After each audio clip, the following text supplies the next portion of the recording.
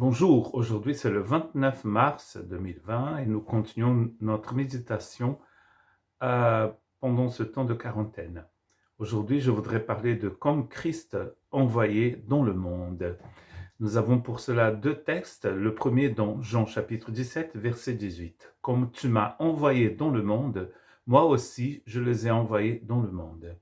Et le deuxième texte dans Jean 20, 21. Comme le Père m'a envoyé, moi aussi je vous ai envoyé. Donc le Christ nous a envoyés dans ce monde avec une mission très précise. Et nous trouvons bien sûr dans ces deux textes notre mot comme le Père m'a envoyé, comme tu m'as envoyé.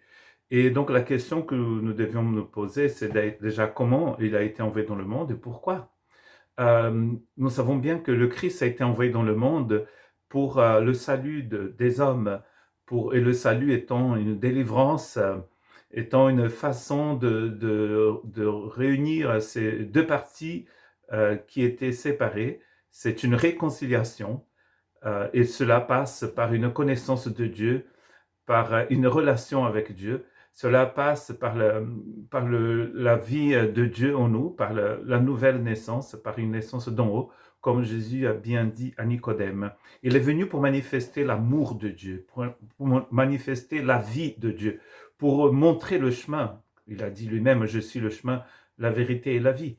Et bien sûr, nous savons bien que cette venue du Christ qui a été prophétisée depuis des siècles, bien des siècles avant sa naissance, elle est vitale pour le projet du salut. Dieu qui se manifeste parmi nous, comme a dit Jean, la vie éternelle s'est manifestée, elle s'est dévoilée, les rideaux sont complètement ouverts et nous pouvons la voir. Nous n'avions aucun moyen d'arriver à Dieu par nos propres moyens. Nous nous pourrions pas le faire, et donc il a fait comme c'était promis. Il est venu pour écraser le mal, pour détruire le mal et pour nous ouvrir la porte de ce que nous appelons le salut. Le salut ouvre cette porte vers cette relation avec Dieu, cette vie avec Dieu. Comment il est venu dans ce monde. Il est venu dans ce monde, il est rentré par la porte, par la naissance, il est devenu homme, il a habité parmi nous, plein de gloire et de vérité. Quand il vient, on peut le reconnaître, on peut voir d'où il vient, on comprend la langue qu'il parle, il parle une langue humaine, il a un accent, il mange comme tout le monde, il s'habille comme tout le monde, il n'est pas différent de personne. Comment est-ce que Dieu nous envoie dans le monde avec la même mission qui était celle du Christ? Et Paul, en parlant à l'église de Corinthe, il va dire à cette église qu'ils sont des ministres, ils sont des administrateurs de l'évangile de Dieu.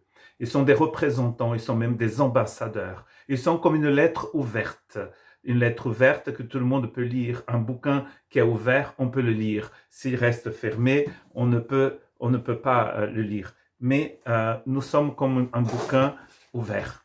Quand on ouvre un bouquin, on peut le lire. Nous sommes ouverts.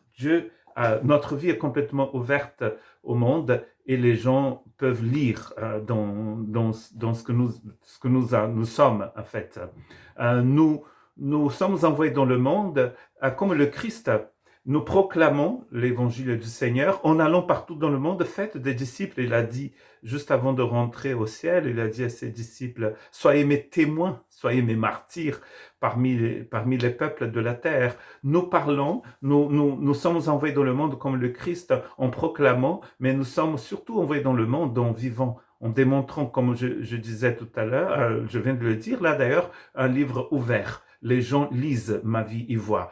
Bon, en ce moment de quarantaine, les gens vont nous voir surtout grâce aux réseaux sociaux, grâce à Internet, grâce à WhatsApp, mais dans la vie de tous les jours, nous sommes ce livre ouvert. Les gens voient notre vie. Quand le Christ marchait sur terre, bien sûr, tout le monde ne tombait pas à genoux et le louait et l'adorait. Tout le monde n'était pas d'accord avec ce qu'il disait. D'ailleurs, il est allé à la croix bien sûr parce que c'était prévu, mais aussi parce que les gens étaient jaloux de ce qu'il disait, de ce qu'il était. Les gens vont pas toujours nous aimer, ils peuvent aussi nous détester, mais nous n'avons aucune excuse. Nous sommes un livre ouvert. Nous sommes des représentants de Dieu. Nous sommes la lumière du monde. C'est comme cela que Dieu nous envoie.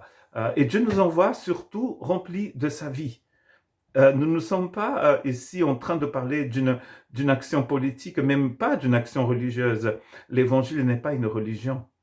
L'évangile parle d'une relation nouvelle entre l'homme et Dieu.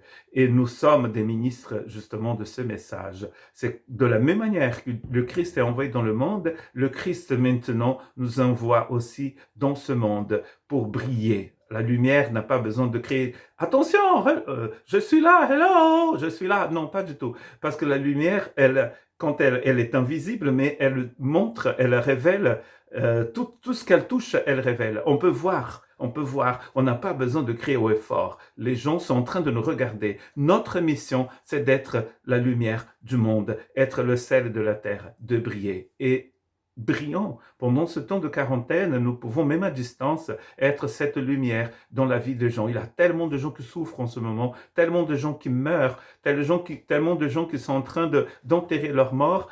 Pensons à ces personnes, prions pour eux, soyons des agents de paix, soyons la lumière du monde comme le Christ nous le demande.